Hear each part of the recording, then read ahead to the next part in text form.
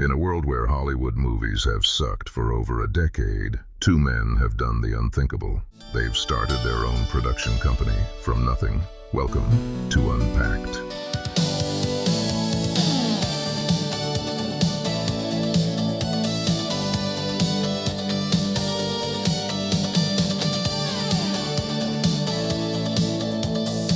Hey, everybody. Thanks for joining us. My name is Jason, and I'm here with my co-founder, Matt. Yo. This is Unpacked, where we unpack films, both new and old, and talk about our journey trying to make a film basically with no money. We said, how can we be poorer than we already are? Let's go make some independent films. Let's make some movies. You know, for people who may be joining us for the first time or who just want to recap after last week's episode, we decided to launch a company. We decided to start with a screenwriting competition to source some scripts. That part actually went very successfully. We held our competition. We got 300 or so entries on our first year out, which was great. We found 6 finalists. We built, well, I say you with your tech wizardry, built 2 support websites. So indiefilm.fund, where we hope to raise the money for these feature films, and then inverted.film, where we are hoping to host independently created vertical films as well. And we might end up producing some vertical films also. And we have managed to do all of this other than our own blood, sweat, and tears. Bootstrap. Yeah, we raised some money during the screenwriting competition part of it. Not a lot. We're about to hold a vertical film festival to find content for our vertical platform. So I don't think we will make money off of that, but it will probably sustain itself and pay for the venue where we will pay for the venue and then pay for the marketing of itself. So which is kind of what the screenwriting competition did. We basically sort of covered our costs with a little bit of extra money for a little extra marketing on the other side. But we certainly, you or I have not seen a time. I have not. Up to this point. I have not. No, not 2 nickels to rub together. So, you know, where are we at now is actually a really interesting place. You know, where the rubber meets the road, I guess, if you will. We've got these 6 scripts, really good concepts, specifically written to be lower budget. We've met with our finalists. They're great. They're excited. And now, I don't know, just some interesting things are happening on that side of it, in that, you know, we had started always knowing that we had a sort of informal partnership with a production studio in Lexington, Kentucky called Wrigley Media, who has an actual physical studio called Lex One, because Kentucky has this great tax credit, and Wrigley fronts the tax credit to you. So if we tried to budget one of our movies at $1 million, we actually wouldn't need to raise the full $1 million to get the tax credit back. We would raise $600,000 to $700,000, and they would, you know, front us, you know, the $250,000 or $300,000 from the tax credit. So, you know, obviously those numbers being arbitrary, but that, you know, so that was very attractive. Plus, I had a good relationship with one of the guys over there at Wrigley, you know. But now Wrigley is teamed up with a financier team, which is kind of a new development, and they're looking at our finalist scripts. And, you know, we've been introduced to these sort of interesting ways that you can finance really low budget movies, you know, like the Section 181, which I'm guessing a lot of people don't really know about. You could probably explain it a little bit better than me, what that is. Well, you did all the research on it, but apparently there is a Section 181 tax credit code, I don't know, of the IRS that allows individuals or entities to essentially support. Well, they're basically investing into art. And that art can be, I believe, live theater production. It can be film production. I think it can be TV production. It's not for distribution or P&A or anything that's after the fact. It's for the actual production, it's for creation of an artistic endeavor. Right. And you can take that investment, or I don't want to say it's a donation because it's not really a donation. It's an investment into that artistic endeavor, and you can offset passive income. So that's right. It's a great, you know, it's actually an interesting tool. I didn't know about it. until you brought Yeah, it up. we didn't really know. We sort of learned about it because of the financiers who are working with Wrigley, who are Yeah. looking at our projects now. But like, when we first started thinking about crowdfunding films, and we still want to do this part, like the two main ways that we kind of thought about doing it were, one, pre-selling tickets and merchandise, so that we could sort Yep. of have like ascending packages, like, you could pre-buy. So we would have a digital premiere, so that people all over the country could buy a ticket to the digital premiere, and the premiere would not just be showing the movie, but it would be like, the Q&A. director would be there, the actors, there's going to be a Q&A. We'd live stream, like you'd be able to see, everybody's faces who's like on stage, if you will, and so kind of watch the movie together, like as a communal experience. So you'd buy this digital ticket, maybe you'd buy a T-shirt, maybe you'd buy a poster. Yeah, maybe you'd buy a physical copy of that's right, a physical copy of the media. So like that's what we were thinking of. And, people have obviously done this successfully before to varying degrees, obviously not the easiest thing to do to go find those people, but something that is possible. But adding on top of that, giving those people the chance to buy behind the scenes access. So paying, whether it be like a one-time fee or a monthly subscription or whatever, to be able to access interviews, see a scene being shot, check out the set, this ability to be a part of the movie making process from wherever you are and meet the people who are making it, was going to be another way that we were going to try and generate revenue towards the making of these movies, none of which are easy, but that's what we built Indie.film to do. Indiefilm.fund. Indiefilm.fund. Thank you. I think the biggest mountain we had to climb was really just finding the funds to sort of market that so that we could reach as many people as possible. Yeah. And we were sort of targeting, one of our main strategies there was, as we sort of tried to cast these movies that we're raising money for, would be to cast in certain roles digital creators, quote unquote influencers, who might drive their audience towards purchasing a ticket. And these are all things that we still want to do, but finding this Section 181, it's interesting because it gives us a new avenue to essentially still crowdfund. It's still essentially crowdfunding, except now these people act as more like investors as opposed to buying the ticket in advance. So it's interesting. Like, it presents new challenges, but at the same time, it opens up new doors to finding money, so we're at this interesting place now where maybe we end up partnering with Wrigley earlier than we thought, not once we raised the money, but in raising the money, and combining that with our Indiefilm.fund efforts, to get movies, somewhere between $500,000 and $1 million to make one or more of these films. So that's interesting. I think we could also talk a little bit about where we're at with Inverted, because really right now what we need for Inverted is just content. Yeah. The whole idea with Inverted, calling all filmmakers. Yes. Essentially. Yeah. We feel like the vertical space, as people are already demonstrating through very short form on like TikTok or Reels or whatnot, like people are making content either on their phones or for specifically in mind, the apps that people look at holding their phones upright. Independent creators are making content, and some of it's really good. And we want to give your content a chance to succeed on a different level than just getting a bunch of views for no money on a site, but like living in a place where it sits side by side on a shelf with other vertical content. So we're trying to raise money for Inverted as well, but for people who may want to invest in the hottest trend in entertainment right now. Really what we need more than anything else is just great content. We've got about 11 creators shows that we're circling right now. We have a great piece of content already up in Pizza Guys versus Vampires, but we need more. We need more content. Man, it's an interesting thing trying to make movies. It is, and it's an interesting world.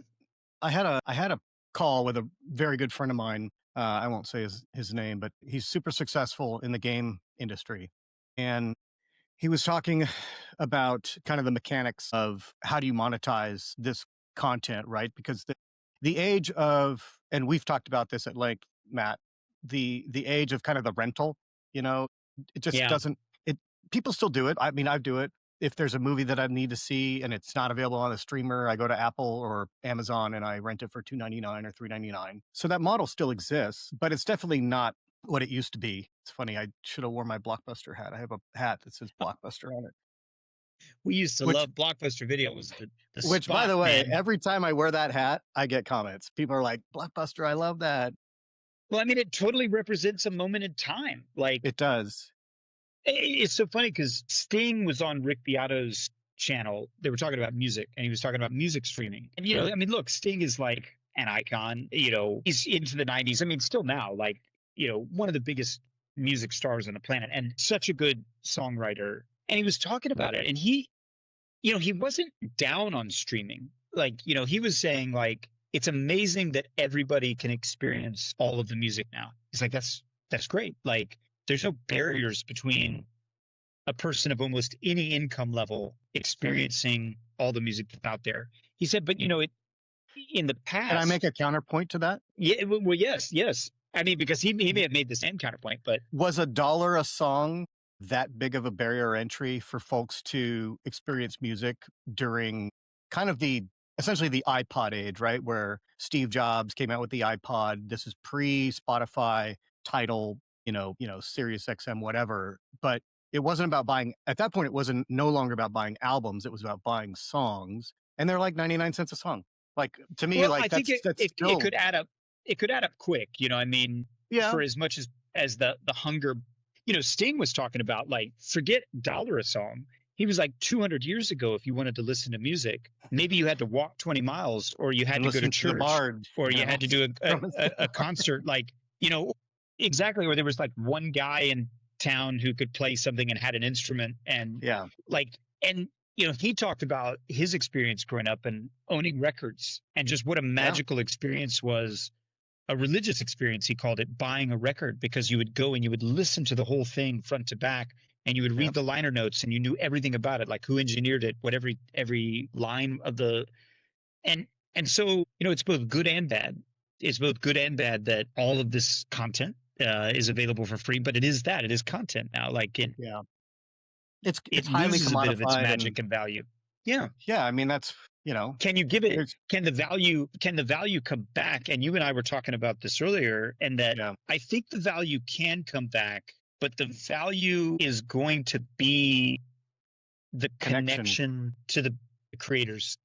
creator That's where the connection. value is going to be, is the creator connection. Like, and that's what I think we want to do, is invite people along on the journey. Like, we've invited people along on our journey, trying to make a production company out of nothing, and inviting people along on the journey for these other writers and directors who are making this content, these movies. And that journey will be, watching the film will be the culmination of a journey for everybody, everyone who watched the journey, everyone who partook in it. So we think that that's where the value can be regained, is through that connection, and that the making of a movie becomes more of a community experience rather than like just a consumer experience. But we're going to find out how right or wrong we are. It makes me kind of think and go back to, I mean, I'm going to go back a few hundred years, where artists were essentially commissioned and paid for Right. by like uber wealthy and whatever to kind of paint stuff, right? I mean, there was no consumer market for what they were doing, right? Like, I'm going to go paint the Sistine Chapel. Well, like, it's not like you're getting $5 here and there from all the folks in the village to Well, go do that. but that's why they call it Patreon, right? Like, correct. You had a patron, and they commissioned you as an artist to go do something for the public, right? Because the Sistine Chapel, it's a public place. You can go look at it. It's beautiful. You can experience it. But the only way that you could kind of experience that was through folks of the upper class doing that. And I think if you want to support artists in kind of that same way in today's age, really the only way you're going to do that is to essentially, I don't want to say ignore, but like, you don't buy into the AI driven content that's basically coming. You look at the current vertical market and where they're going, they're so trying to drive down costs to the point where they will probably get rid of actors and get to the point where all humans are out of it. And they're basically just playing on kind of human psychological behavior, like certain themes that we respond to, love triangles, revenge, this, that. Like, if there's anything that kind of social media and the gaming world has taught us, is that you can tap into the human psyche and trick it into essentially putting quarters in the machine, right? Like, there's no, this is not something that's up for debate. You can definitely hack the human brain, which is why, cell phones are very dangerous for kids, right? I mean, you basically get sucked into it and you can't really stop it. And in it, you get all sorts of negative, kind of downstream effects from that. You get depression, you get like, I'm not good enough, you get bullying, like all this stuff. Circling back to, there are artists that make great content and have great stories. They tell them in a compelling way. Can we create content or curate content that has kind of that authentic connection so that you as a viewer can then connect with that artist? I don't want to say more personally, but in a way that's different than just watching mindless content that's Well, AI and yeah, it's created. because you and I are fans of AI tools, which I Of course. think is a very different take than what I think, what we're saying some of these companies are going to go to, which is simply like literally like a text driven kind of movie, like an exec sort of sitting down and like, I want a love triangle with these characters, almost like a Mad Lib, just sort of like, I Yeah. want this, this, and then it spits out this thing for you. And, maybe you're selecting the Tilly Norwoods, the AI avatar actors that are going to be in the movie. And I do think people are going to watch that stuff. And you know what? Yeah. Some of it might be really entertaining. I don't want to out of hand write off some of the neat things that they might be able to do in terms of like By the choose way, your own adventure kind of stuff. if you as an artist or a creator, an entrepreneur, if you are able to get a machine to emulate both human physicality and emotion in such a way that you really can't tell a difference, there is an artistry in that, right? Like being able to create a system which, like, that in and of itself is just mind blowing, that we can Well, but create, the big and question is though, is what that you do with that, you do what you may, but that's, that's I the, don't think they'll be able to do, and this is not going to hold it back a great deal, is like they'll certainly be able to do things like things that have already been done before, like, but will they be able to do something new or something, slightly different? That remains to be seen. But I'm saying, will there come a time, and I do think there is, where you basically give direction to the model and it, in its own way, figures out to create a very nuanced behavior that really only a human would do, right? Like there's certain things where you're watching a film or a TV show or some sort of narrative content, and the actor gives it a behavior that they thought of, right? I mean, it's like, well, I think this character would do this, they'd have a tick, every time they do this. Or great example of this is Kevin Spacey in House of Cards. He made the little tap of the ring, he'd tap his ring on the yeah, the desk, let's go do it, like that spontaneous kind of like, behavior that Kevin Spacey thought of, implemented, worked for the character. Like, will AI be able to do that sort of thing where it's like, I know you've given me direction and who the character is, and, I can emote and all this. Will they do that sort of thing? Like, I don't actually know. don't know that part. I don't know that part will end up being that important in terms I, of their capability re- to make a piece of entertainment. And the only reason I say that is that where I really think it's all going is a bit like out of Fahrenheit 451, where Guy Montag's wife, is caught up in the walls. So in that world, your entire walls were screens, and she was trying to, in the book, she's trying to get like her fourth wall installed so that she's got the complete thing. But the interesting part of it is that they had given the regular people lines.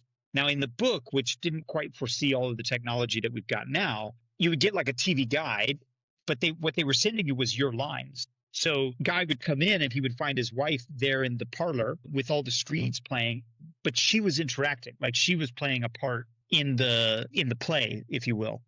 I need to go the digital reread play. this book. I don't. I think what will happen is really what we're going to get into is that choose your own adventure kind of thing. And because it's AI, and because you'll be able to kind of like, you wouldn't have to like film all these things, the things that might be kind of cool and almost more video game-esque would be that you're part of the show, right? Like, so I think that will be maybe the best part of the AI thing, is that it's essentially designed more like a game where the outcome isn't necessarily predetermined, but you're experiencing all this drama along with these characters, which might be really cool. That might be neat. Is that But like Ready Player One? yeah, well, Yeah, maybe, maybe it gets to that point where it can actually happen live, and it's not like, where computing gets so fast that like you and other people who are also in the show with you can instantaneously create, but I say all that to say I think ultimately one thing people are going to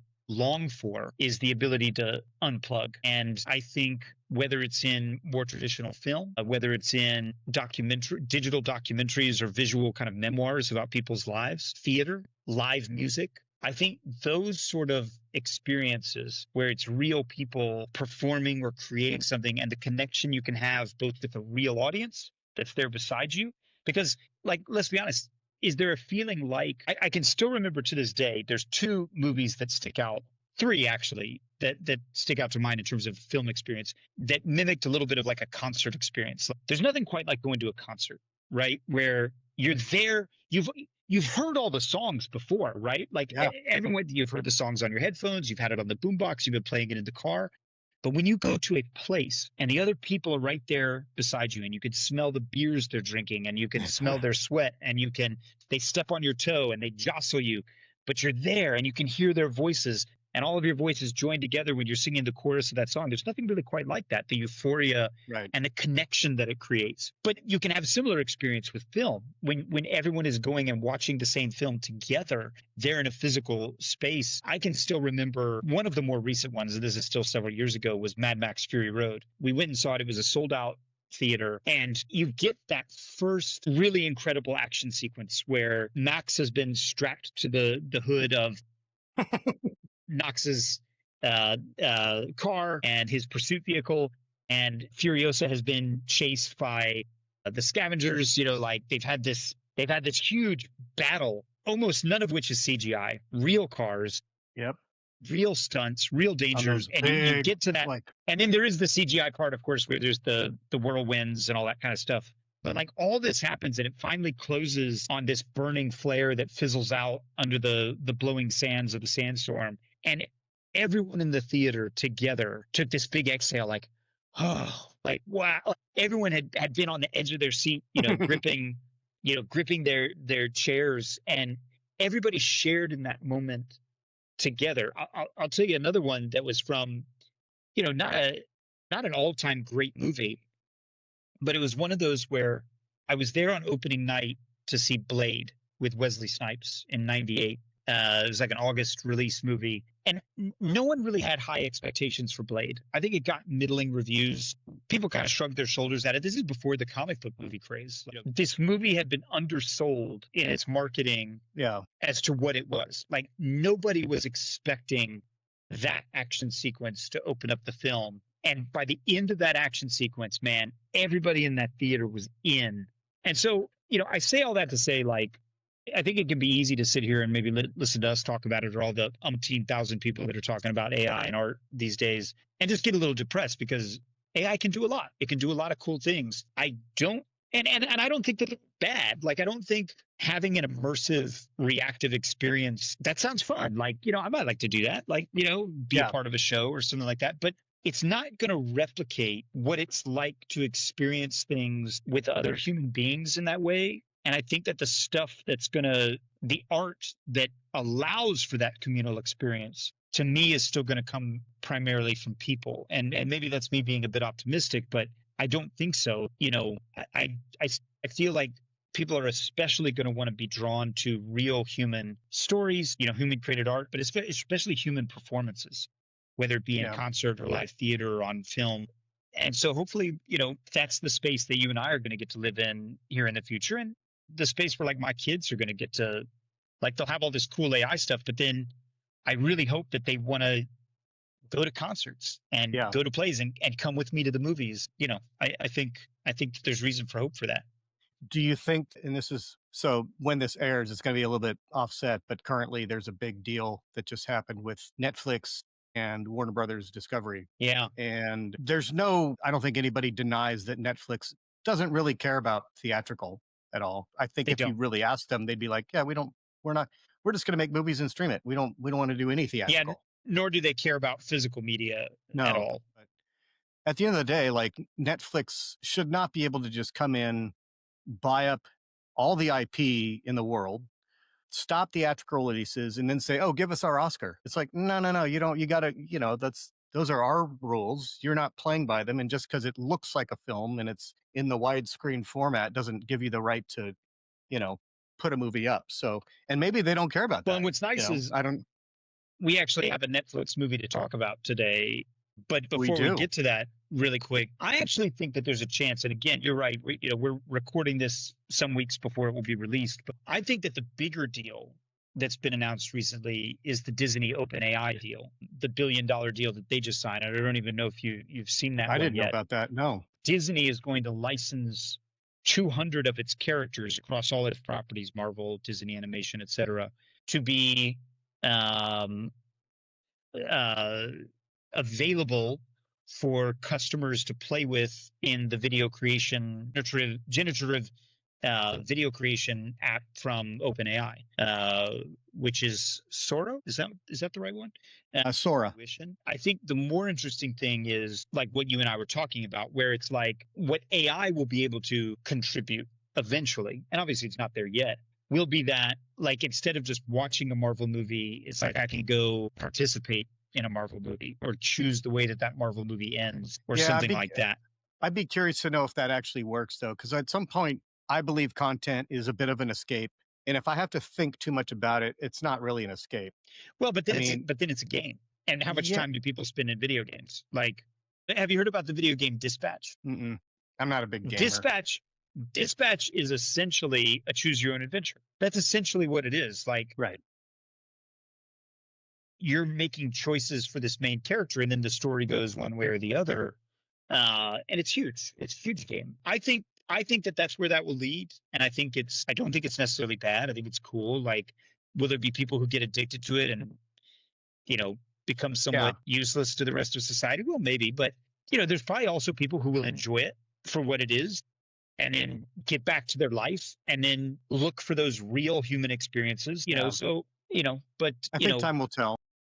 Time will tell. But So going back to the Netflix thing and Frankenstein, what? Frankenstein. So we watched Frankenstein. We watched Frankenstein on Netflix. I think most people have been kind of giving it raves and loving it. What did you think? Let me look at my letterbox. Oh, did you give it did you rank it? Did you rate it? Yeah, I have a kind of a going journal on everything that I watch on Letterbox, just so I can remember. I need to set up a Letterboxd account. I just don't have any time right now. Oh, here we go. Films. Is it my diary? Yeah, here it is. All right. So I watched it November 14th. That's almost a month ago. I gave it 3.5 stars. Let me. Out of 5, right? Letterboxd is 5 stars. I said Or it 4. felt.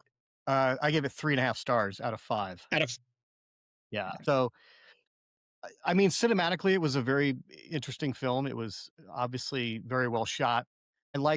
I did notice like a bit of symbolism, which I always like to pick up on, when there's a scene where he's finally creating, he's got it all put together and he's creating it. And, the monsters in kind of a cross position, like, yeah. like Christ, and he's Yeah. raising him up and it looks like, and then the lightning, so there was that a little bit. I don't know what I was expecting. I'm not a huge fan of the Frankenstein monster itself. Like, I'm kind of way more into vampires and to some degree werewolves, but Yeah. you know, it's been a million years since I actually read the book by Mary Shelley. That was high school. Which may have been a million years ago. Yeah. A million. It was for me. That's the way it feels like for me. Oh man. I thought Christoph's character was probably the most interesting. I don't know. It just didn't wow me, and I felt myself getting a little distracted, which again is one of the negative effects of having something streamed. Is you're at home, you can pause it, go fix yourself a snack, and go to the bathroom, and or look at your phone because an alert comes in. So I just felt myself not being held captive on the screen as I Yeah. would have liked to have been. Yeah. But that was my sense. The female character, I didn't really kind of understand or jive with. The Mia But Goth character. yeah. You know, it's interesting because I feel like this is maybe one of the perfect films to talk about in regards to why I feel like it's a bad idea for Netflix to buy Warner Brothers or any of the other legacy kind of studios. So I'm a big fan of Guillermo Del Toro. I think he's done some.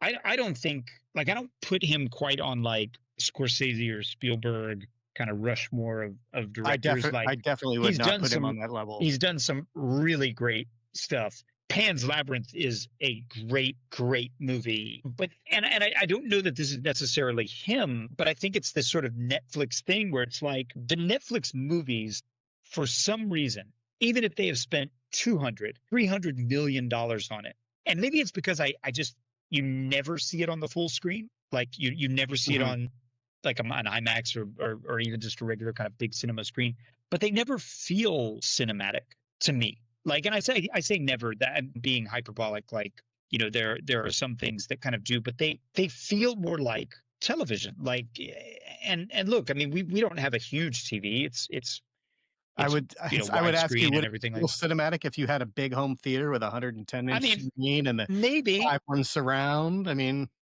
maybe it would, but I think partly what I mean by cinematic is not simply the specs of the film, but it's partly in the way that they're sort of like, I don't think it's quite as bad as like Apple TV's product. Like whenever I watch anything other than say like F1, which came from Apple TV, but like Apple TV's, whether that's their shows or the movies that they've created, but they have this very kind of flat, kind of muddy, uninteresting cinematography that is not very immersive. But that also, to me, seems to, you know, I don't know, that's for mechanically the or filmmaker, though. spiritually That's not work its way into the Netflix. story. Well, but why? I don't know. Why is it so Unless much of their Netflix is looking product? at dailies and saying, change it and do this. But I don't think they're doing I that. don't know what they're, I don't know. I can't imagine that Guillermo del Toro would have let them prescribe so No. much for him. But like, I mean, look, a lot of the film looked good, No, that was but a one of my lot of it comments, is like, I think also, it looked good, but it's just the pacing. Like, I think they went through 3 different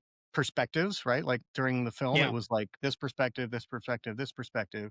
And by the 3rd one, I was like, as soon as they started looking at it from the monster's perspective, I was like, "Oh, crap, we're gonna have to see all this over again from that perspective." And I'm like, "We're only 2/3 into this."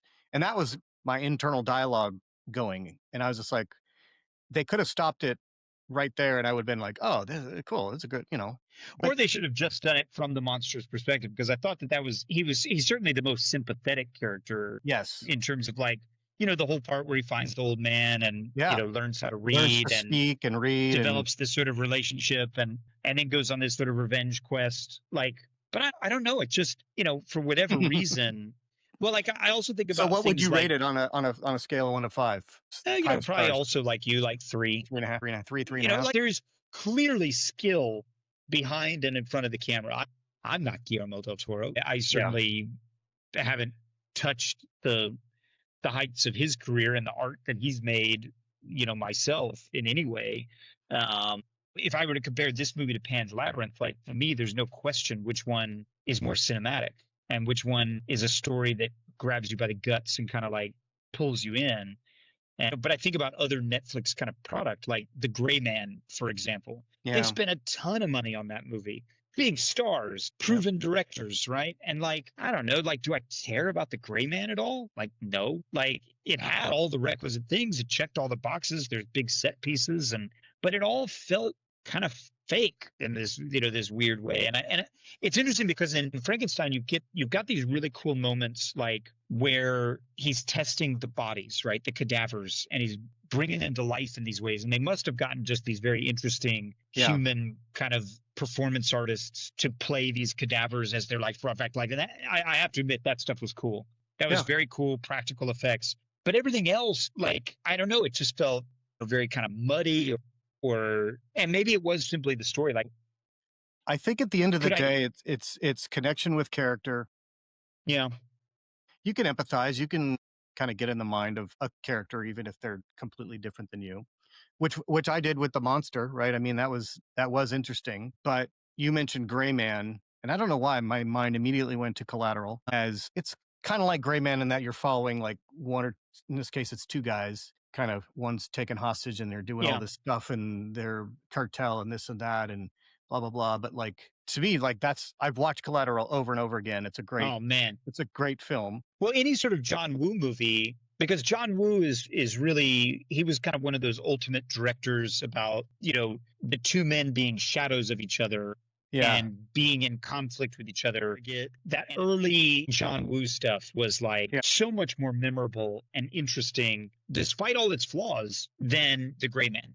Like the Gray Man felt like it had no soul, and you did not care about these two guys battling each other because it just, like, what do I know about their characters? I think of them more as like Chris Evans and. Yeah, but that's what I think. I think that it's Ryan Gosling and Chris Evans. They don't become other characters. Like, who is the Gray Man? I don't know. Like, well, and you contrast his performance in Gray Man versus Blade Runner 2049. I think it's 48. Yeah. And that character as a replicant is vastly different than Gray Man. He's more human than the Gray Man character. There's some pathos there, and like, I don't know, feel for him? Is it writing? Part of it's the script. Is it actor performance? Is it directing?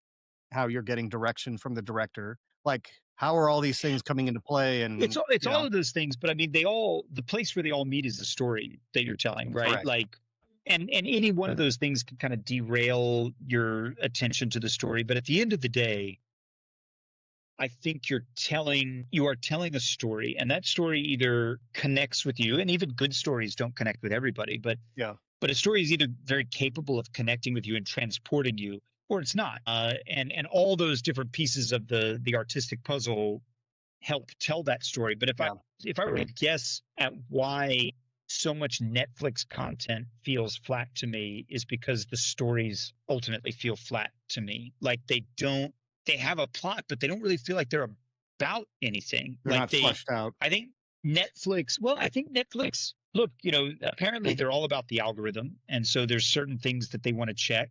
And like I said, I don't know if Guillermo Del Toro would let them tell him what he can or cannot do. But, when they're going through the script approval process, like, I don't know that they have people there who necessarily care or understand what makes a great story. They're about creating content, and the content needs to have stars, and it needs to have certain set pieces, and it needs to have certain set decoration and all that kind of stuff. And it's got all those things, but I don't know. I say all this physically to reinforce the fact I don't want Netflix to buy Warner Brothers. Warner Brothers has had plenty of misfires, to be sure, but they have made some classic movies, and they need to be left alone or bought by Paramount. You think Netflix Paramount's a better option than Netflix? Yeah. Yeah. I don't know. But anyway, you connect the dots to Paramount. Who owns Paramount? The son of Larry Ellison. Who is Larry Ellison? The biggest provider of data centers to OpenAI. I mean, I can kind of see where that's AI going.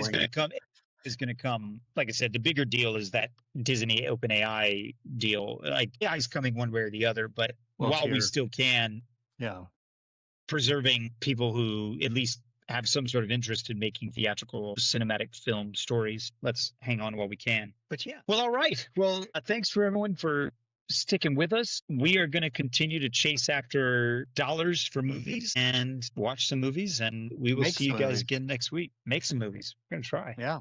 Thanks for joining. Thank you. Bye-bye. Bye.